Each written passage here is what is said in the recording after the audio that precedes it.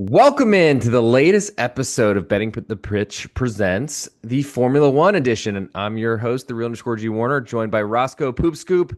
I'm not spelling it anymore because you know it by now. If you haven't followed Angel, make sure you do that because she is the F1 savant.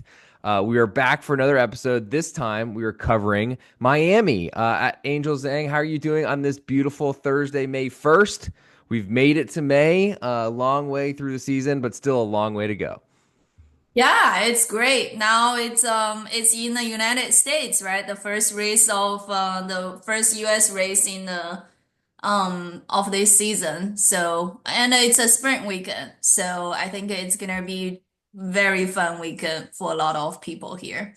Sprint weekends are my favorite, as one of our comments coming in from always here, always with us, Joe Dollar. Thank you for your support on patreon.com/the real underscore G Warner. Thank you for your support through all the episodes. Though I know you want me to bet overs in soccer. It's not going to happen, but I'm trying to get there for you. But we have plenty to talk about. We're going to go through what happened in Saudi Arabia, which was 2 weeks ago now. Amazing how long and how time flies. But we're back. I'm going to profile what we saw in Saudi Arabia after Angel gives us her update, and then we'll then try to, I guess, reference the lines from Saudi Arabia versus what we're seeing in Miami. Sprint weekend a little bit different, but gonna go through the top dramas and storylines within the F1 before we head to the United States, and of course. We'll get us some best bets end of show. So, Angel, we split our best bets on our last episode. You had picked George Russell to finish top three. He did not get all the way there, but as we were both Oh, on the Charles Mercedes. Leclerc. I picked a Charles Leclerc. I Oh my picked God. a George for Bahrain. Oh, okay. Sorry. So I'm so sorry. Thank you. That was a very Yeah. important and very No. important correction. I clearly had looked at the wrong episode right before we got in here. So yes, Charles Leclerc did finish third. So then let me restate how this all works. So Oscar Piastri, the winner in Saudi Arabia, then Max Verstappen second, Charles Leclerc third, Lando Norris a surprising fourth place finish, George Russell fifth, Kimi Antonelli sixth, and then Lewis Hamilton, the brains behind, or not the brains behind, but the reason behind at Roscoe Poopscoop on Twitter. He finished seventh, and I don't know if that's necessarily possible or reasonable to go through the rest of the list. So I apologize again. Thank you for correcting me. Charles Leclerc finished third, so you did your job. Yeah, I think that's the first podium for Ferrari of the entire season, and we're like fifth race into the season, and then they finally got a podium. It was a huge celebration for the team, but it's kind of sad in a way, right? Like because they always, I guess last year or even the year before, they always finish on the podium pretty much every race. Um, I think you mentioned. That's one of the nice surprise, I guess. But then you also mentioned the other surprise, kind of like allude to, is Lando Norris finishing fourth. Um, I think if you just look at the race result, it's probably bad. But if you look at the weekend progress from Friday to Sunday, it was a I thought it was nice for him to actually start at the 10th position on the race day and finish on the fourth, which is quite a position gains. But I think we spoke a little bit about Saudi. It's just such an unforgiving track. I made a little bit prediction on the rookies that didn't really play out, but on the contrary, it kind of like Lando made a really unforgiving mistake during the qualification, which led him like into the Q3. But then when he's doing his flying lap and just like slipped off, so he didn't really get any time in Q3, meaning he would start the last of Q3, which is 10th position on the race day. But I mean, Price with the McLaren car, I mean, he get from like 10th to the fourth. He really had a chance to overtake Charles in the end. Um, but I think Matt Hamilton came through when he was like trying to overtake Hamilton, which it's such a fun race to watch if you've seen it in the Saudi. Is there's just so many long straights to overtake, so many DRS zones to do the overtake, and so what Hamilton did, what he does the best as an experienced driver is really playing the mind game on the track when Lando Norris was catching him. So he let Lando Norris pass and then onto the next DRS zone really close. As soon as Lando passed, he go on the next DRS zone and he play like overtook Lando right away. So it was just it's a DRS zone bait, right? And he played it a couple times, and I think that really slowed down Lando. In the end, he didn't really catch Charles. I think they only had a 1 second something Yeah. difference in the It looks like end. almost exactly 1 second, 1.092. So I guess maybe close to, or point, yes, very close finishes. But I think so. If you could you describe the difference for our listeners of sprint race versus I guess a longer GP as we go from Saudi Arabia to Miami? How different are you expecting this to be this weekend? Yeah, so we had a sprint race already. I guess it was a Chinese Grand Prix, Yep. the second race of the season. I think the sprint race is you will only have one free practice. Typically, you have a free practice going into the race, right? And then this weekend, I think a Friday morning, you're gonna have one free practice to really get ready for the sprint qualification. So you will qualify for that, and the sprint race is Saturday morning or Saturday, Okay. and I think the top 10 typically top 10 gets points during the generic race, typical race weekend. But for sprint race, the top 8 gets points. So the goal for the sprint race is really getting the top 8 so you can at least get points. And then on Saturday, you will also have the actual qualification for the race day. So see who has a fastest lap, and just based on that, you'll determine your starting position on the track. And Sunday is a general race day, right? So I think sprint race it is a little bit less laps. I actually don't know for Miami. Typically, it's 1/3 or half of um the actual race length from the number of laps perspective. Um so I think I feel like I probably mentioned this a little bit is a sprint race almost give you a little bit window to see what's gonna play out on the actual race day. Um, but I feel like for a sprint race there will be a little bit change in terms how you quali in the for the sprint versus a actual race finish. But it's not as dramatic of a change as a longer race day results. I think it just because it's a longer race, you're gonna play more sort of a team strategy into it. You're gonna potentially have some racetrack drama, like any crash or any red flag or yellow flag. So then they're just gonna be playing a lot of offsets, right? So the longer race day or longer race gonna be a lot more dynamic in terms of the race finish from the qualification, but the sprint race will be slightly correlated to where you Okay. qualify. Okay, so qualification, you'd say more important to a sprint race than it would be to, I guess, a regular GP. Am I correct in saying Yeah. that a regular Grand Prix versus the sprint race?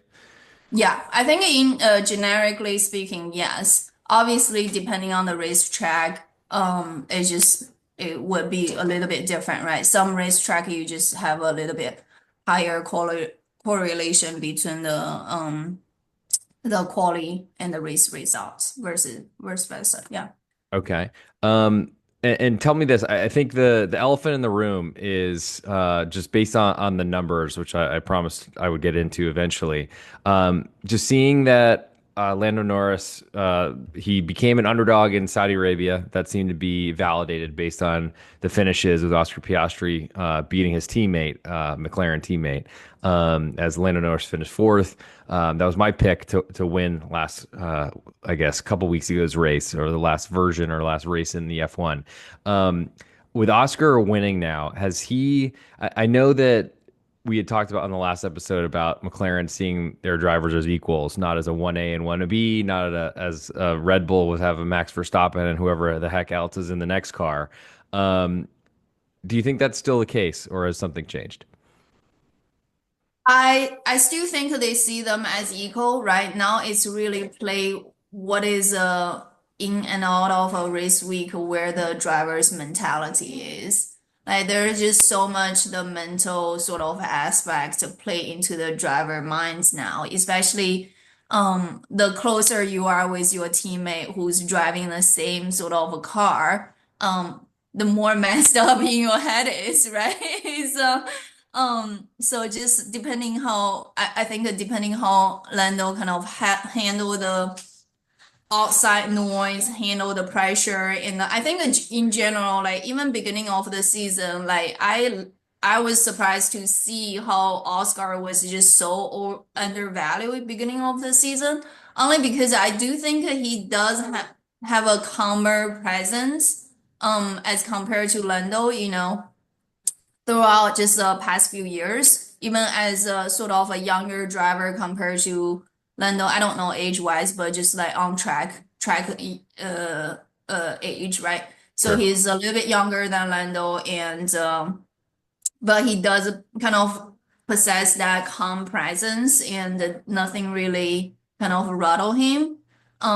So I think I I guess coming back to your question, McLaren still see the two driver as equal, and I still think Oscar just mentally he's kind of better position than Lando right now.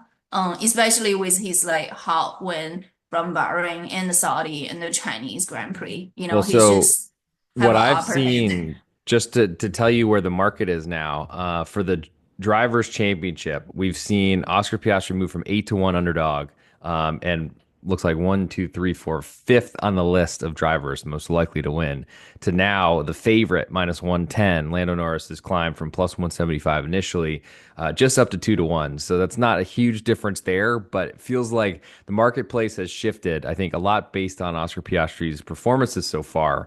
But that's a big sign for me that there's something different here going on. Max Verstappen still now third from second. Leclerc down the list, Lewis Hamilton also down the list, but those are things we can get to in a little bit. So, I guess one more question I have for you before we get into more specifically about the numbers in Miami. Could you give me an idea what I guess, the differences between the tracks between Saudi Arabia and Miami, and how that you'd mentioned the kind of the cat and mouse game that Lewis Hamilton was playing. Forgive me if I didn't use the same analogy, but I would love to hear your take on kind of what the racetracks, how they differ, and what they look like for this weekend.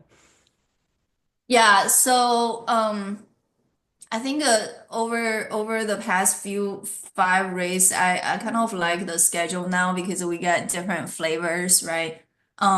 Saudi was I guess from Bahrain even Japan was very hard to overtake, right? It's a very narrow track, a very like classic one just in terms of the high speed corners. And Bahrain is just so dynamic because it just have so many high long straight lines, and also just the tire degradation is a lot higher, so it does play a lot of the team strategy.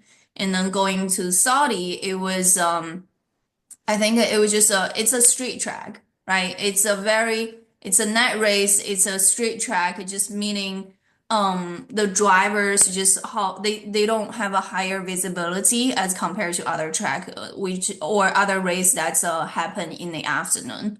So Saudi was a net race and it was a street track, meaning it's just um again like people make mistakes on street track because it's just it doesn't design purposely for two or 300 kilometer per hour, sort of a high speed F1 car. Wow. Um, and going into Miami, Miami is actually a street track too, because the track is built around the Hard Rock Stadium. So you will see Dolphin probably like team I team have. members I've around not there. attended, but I have watched a Yeah, few Miami Dolphins football games. You are correct right. in that, as we do have an NFL podcast on the Betting the Pitch Podcast Network. You can find us on Apple Podcasts or on Spotify, Betting the Pitch, or at the Real underscore G Warner on YouTube. Continue. Yeah. So it's also the street track, but what's different about I guess Miami is also the high speed corners, and some part of the track is really narrow in almost similar to Japan. So that's why I kind of highlight from the progression from Japan, to Bahrain to Saudi. And here, looking at Miami, it's almost a little bit combination of Japan and the Saudi, in my opinion. It's still gonna have some part of a DRS zone. Like, I mean, every track gonna have the DRS zone, but that DRS zone also has a long speed line, so that's the perfect place to overtake, which I think is around. I was looking at the track map this morning just to get a little bit more familiar, given there are just too many. Um, but I think around like 10, 17 or something, that's where like potentially a lot of the overtake happens, which in Japan you just don't really find any area to overtake. But then there's also just super narrow corners. Like I think last year you saw probably Max hit a cone or which like Lewis Hamilton also dragged the cone on underneath the car a little bit only because it's just so narrow of a turn there. Sounds like me Um, driving. And just to remind everyone, in Japan, Max Verstappen was the winner there, followed by Lando Norris and Oscar Piastri, the two McLaren teammates. And they were about, I guess, three-quarters of a second difference, followed by Charles Leclerc and George Russell. Yeah. So in Saudi, Max actually, I apologize to huge Red Bull fans. I guess I called the Red Bull car tractor. But you can never deny Max Verstappen's ability, right? Because he did finish like second, I think, in Saudi. In Saudi, he finished in second, and with Oscar being the first, and actually he qualified number one. Max did did an amazing pole and qualified number one, but in the beginning he just it's they're athletes, right? They are competitive, so I think there are just some instance in the got Max to get like 5 second penalty, so put it behind Oscar. But all that said, I think just based on these two races, kind of like looking at it. Um, I think you kind of allude to a little bit summarizing is just Max winning there and Max almost has a chance to win in Saudi and the track itself is a little bit similar. And if you look at the weather forecast for Miami, there is a 40% chance to rain on Sunday. Not necessarily Saturday when the sprint race happens, but the Sunday when the actual race, longer race happen. Got it. Okay. Could be a wet track. Get ready, everybody. And I think it's time for us to move to the 305. And we're there. So let's start with, I guess, some odds so that everyone get up to speed. As I already mentioned, I wanted to go through and kind of show the differences between the Saudi Arabia numbers. So Oscar Piastri was favored in Saudi Arabia, still the dual favorite with his teammate Lando Norris in Miami. They're both plus 150 to win the race. Next most likely is Max Verstappen, down from 8 to 1 in Saudi Arabia to 5.5 to 1, plus 550. George Russell 14 to 1, Charles Leclerc at that same price, and then Lewis Hamilton 33 to 1, Kimi Antonelli 66 to 1, and then from there we got a lot of long shots. What I guess just based on kind of where the odds have shifted, not huge differences, but seeing Oscar Piastri win Saudi Arabia as a favorite And honestly, it felt a little telling because Lando Norris had not been less likely to win any of the races so far than his teammate. Now they're equal. Do we think that something has changed? I know I'm going to keep, I guess, tapping into this because it seems to be most relevant to me, and it feels like we've talked about it before. So might as well keep going down this rabbit hole, if you will. What do you think is kind of the I guess walking into this race, if you're a McLaren driver, what do you think the I guess the situation is scenario is within the team structure, and how do you expect this race to go?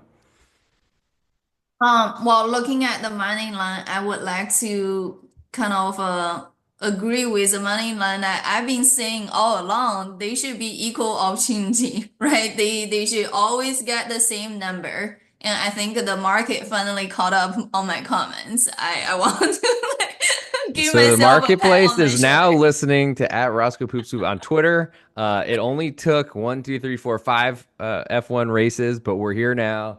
And now, fortunately, we are going to move markets once this podcast Right. gets tweeted out on Apple Podcasts under Betting the Pitch. Same on Spotify, and then at the Real underscore G Warner on YouTube. But okay, so now that the market is listening to Angel, finally, it took so long. Um, I mean, you've been saying so long that they should be equal. They clearly were not to start the season, as I just rattled off those numbers. Now they're equal, so it's just a coin flip every week to see who performs better based on if the track fits them better. Yeah, I think like I think if we look at last season, Oscar Lando definitely qualified better than Oscar along the way, and he doesn't. He I guess the only weakness I see in Oscar is his qualification. But some weekends, I mean, he did amazing in Chinese Grand Prix. He did amazing in Bahrain. He didn't do well in Saudi, but he caught up with a great car and the brave driving. Um, so I think now being equal coming into Miami, I do think maybe there is a little bit sort of a underlying message on Lando is like he maybe this is a race he can redeem himself, because he hasn't performed well in the last two races. And the other aspect is he did win the Miami Grand Prix last year. It was his first ever GP win, in his career. So I think there's also just maybe there's some sentiment in place like for Lando to win this. He's like redeem himself in a racetrack where he won his first race, and I think that's a little bit romantic take on this sort of money line. But I do think just in theory, both driver have the equal chance. I actually think Lando may have higher because I just feel like after two races and after a week off, he could probably just like really put his mind into a better place, and a better chance to redeem himself and reclaim sort of the top. Interesting. So now that we've already just established that the Bet in the Pitch F1 podcast is setting lines, we're also talking about romance in the F1. And I got to say, I don't feel very romantic about Lando Norris after picking him to win the race last in Saudi Arabia and then him finishing far down the leaderboard, unfortunately. So he's going to have to. I mean, I don't know if you need to send me a box of chocolates. I will accept them. But I just feel like it does seem a little surprising to me, based on kind of the market kind of shifting against Lando to then put him on the same level as Oscar Piastri when his performance has been nowhere near the same sort of level. Um, I'd like to hear about just to get this off the because I know a lot of people have been thinking about this ever since your comments about Red Bull's tractor that they've been driving. I know Max Verstappen has been a farmer in his past in the Netherlands, but what do you think about Max Verstappen as the third most likely to win this race? Because he drives a tractor, but he seems to finish pretty high in some races and has been doing very well this season. What do you think about his chances? As I know, one of our listeners, I guess I'll link this in as well. Joe Dollar comes in with his comments every time I know there's a race upcoming because I've got a message in my Patreon inbox, patreon.com/real_G Warner if you want my plays across all sports, including the soccer schedule that's coming to an end. But baseball season just began. And of course, we got the NHL playoffs going on that I'm focusing way too much time on. He's into Max. He listed 5-1, which we have 5.5-1. So market not really agreeing with Joe this weekend. He also likes Max top three in qualifying at a -145. What do you think about the tractor boy this weekend, Max Verstappen? Yeah, I guess do we have the sprint race results? Because I want to talk about Max in kind of the two aspects. Because I think that he have a really decent Sprint chance. race odds you're looking for. Is that what we're talking about? Yeah, Okay, yeah, so we have Lando Norris +140, Oscar Piastri +140. So they're matched there. Max Verstappen is 5-1 in the sprint race. George Russell 14-1, Charles Leclerc 18-1, Lewis Hamilton 25-1, Kimi Antonelli 66-1, and then a big blob after that of everyone with okay. long shots. Yeah, because I think Max does have a chance to really outperform one of the McLaren driver, if not both of the McLaren driver. Um, In the sprint race because as opposed to the GP, you're saying. Well, I think a couple of things to look at here because in the beginning I was thinking, okay, maybe sprint race because always does so well in quali and the sprint race results is just more correlated to the quali. But then there's also a potentially rain forecast on Sunday and he does better Sure. in rain. You Yeah. you you like Max the Dutch tractor driver in the rain. I just want to make sure that's Yeah, correct. yeah, Okay, okay. yeah. I guess he's picking up like the farmer experience in the rain, A like lot which more benefits rain his in fans. Europe possibly Yeah, than in well, I guess I mean hard to say because Lando has probably been around quite a bit of rain yeah, from England, but or the UK. But maybe, Oscar Piastri's been fighting off all those dingoes in Australia, so not as much there. yeah, yeah. So all that said, I guess I do think that he has a decent chance. Like I agree the money line is doesn't really show that. It shouldn't be as sort of a 500. I would imagine more so like in the 300. Just given like I do think maybe Red Bull is cooking something behind the scene, like from like upgrade perspective. But it's not as sort of progressive as what we think. I think Bahrain they didn't do well for sure, and we knew that. And then Saudi, they probably Max just did what Max does the best, And I think Miami, um, I don't. I was looking at their upgrade schedule. I think they are not planning any major upgrade until potentially Imola next week, next race or even later. But still, I think they are introducing small tweaks and things like that. So I guess I like Max. I like Max odds, just given like it is a little bit higher than I expected. Okay. One more to touch on, and that looks like Hadjar in the sprint qualifying to finish top 10 is Joe's pick for one of the blob, if you will. It looks like to me Isaac Hadjar, he's 500-1 odds to win the sprint race, but he does like him for qualifying top 10. I don't think I have a number for that necessarily. So we'll use Joe's +160. We Yeah. don't talk about the more smaller name cars or drivers really much. Give me your take on Isaac Hadjar, and if you give a little background on him, that might be helpful because still Yeah. just trying to do my best to pronounce the name. Yeah, Isaac Harja, like he's a rookie this year. He's probably the wait, he's not the youngest driver on the track. Kimi is. But I like him. I think looking across the rookies, I like Kimi. I like Ollie Behrman. He did Yep. well in the Ferrari seat for twice, two races last year. And I love Isaac Harja. One selfish reason he loves Hamilton too. But he just I think he's very humble. He's very just like, I'm here to race, type of guy. And he's humble. He's not as arrogant as Lando or Max, but I think for a rookie season, like for me, sort of tier car, he's outperforming the car, outperforming his like teammates um for the past few races, and he finished top 10 for a few races in the past few, in the past five. So I do like him.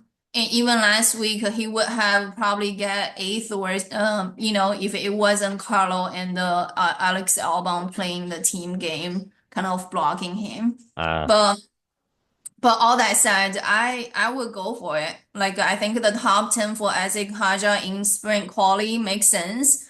And I think I would say though, like I don't think his race finish the chance for his race finish in top 10 is at the same level as a sprint quality. so you like Hadjar more in the sprint race than you do in the full. It looks like Hadjar finished 10th in Saudi Arabia behind the Williams teammates Sainz and Albon, as you mentioned. Yeah. Okay. So let's get a little bit more, I guess, deeper into the odds for Miami. So we talked about Max Verstappen, we talked about Lando Norris, Oscar Piastri. I also feel like we've been pretty pro Mercedes on this show. Mhm, Probably the yes. last thing to cover, I think, before we get into our best bets. Give me an idea of what you're thinking about where you are with Mercedes right now, because we've been sweet to them. Speaking of romance, but I feel like we Yeah. haven't talked about them much on this show. Yeah, I think they have the second best car on the track. And I think George's performance has been very consistent. So, I don't think, I mean, I think there's a slim chance for him to win the sprint race, to be honest, but I feel like the chance for him to win the Grand Prix on the race day, it's a little bit, sort of low, but I do think he has a solid chance in top three on the actual race day. What's his odds to win the sprint race? Do you have that number? I will get Maybe. that for you in just 1 second. Okay, we want sprint race, the number on George Russell, 14 to 1 odds. Oh Not much wow. not much different, literally the same as his odds to win just Miami in general. Yeah. Um. Okay. I guess what about top three in sprint race? Let's see. Sprint race, we I was have looking at. I think the top three in the actual race is plus 130, but I not don't sure. know that I have a top three in the sprint, but what I think you're getting to is that you think George Russell, you're still a believer because you said they have the second best car, which Yep. is I think they've generally been listed as fourth best behind Red Bull and Ferrari. I think in some of the numbers that have been out there, but I think that might be a lot due to Max Verstappen as a driver and Ferrari's car. But you seem to like the Mercedes vehicle more than you like the Yep. Ferrari at this point. And I guess they haven't been disqualified from a race yet, so that's a huge thing too. Unless I missed a very big story like Ferrari had earlier in the year. While I look for this number, it's probably good to get closer to our best bets portion of the show. You were a winner last race episode in Saudi Arabia. I think we've covered everything that Joe Dollar sent through. And so, in the interest of time, at Roscoe Poops Coop, where are you going to go for your best bet on this episode? Okay. I think Lando is plus 150. George finished top three is plus 130. So I'm gonna go for the higher one. Like, so I'm gonna pick Lando to win the Miami race. There we go. Short and sweet, very to the point. Let me get my music together, and then I will take us on out of here. It's going to take me a quick second, but um, let's see if we can find a way to make this all work. Okay. I guess while I'm stalling over here because I'm trying to get everything on my stuff together. I wasn't expecting you to be so quick. So tell me more Oh, about sorry. Lando to win this race. I think, I mean, I just think Lando, like, just, It's his redemption tour in his first winning racetrack, and I'm with you. George Russell has a really good car. Max have a really solid chance. I just think Lando is just in a better car. Um, and if anything, I think Lando, Max, and George probably be my top three pick. And the highest number in that all three is Lando plus 150. So that's my pick. There we go. Okay. I'll lead us in just 1 second. Hey, this is real_G Warner on Instagram, Patreon, Twitter, and on YouTube. You might have heard at Roscoe Poop Scoop if you listened to the full episode. She was a winner on our last episode in Saudi Arabia, picking Charles Leclerc to finish top three. She just gave out Lando Norris plus 150.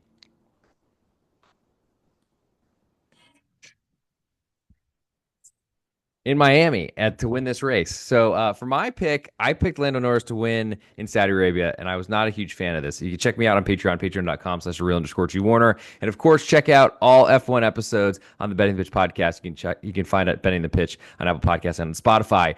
I'm going to cross to the other side of the McLaren track. I'm going to go with Oscar Piastri plus 150 to win this race. So we are targeting McLaren in the Miami sprint race, but we are, and actually in the full GP is where we're picking here. But I just can't go back to the Lando train. But Angel's on it. She's probably going to be right. And we'll see you next time in the next episode. Thank you all for coming in. And we will be back for the next episode in F1 coming down the track. It will be right after Miami. We'll move to the Emilia-Romagna Grand Prix. And that sounds like it is far away in the Italian Alps or something like that. But we will see you next time. Thank you for coming in. And if you have any comments, leave a 5-star review of a podcast on Spotify under Betting the Pitch.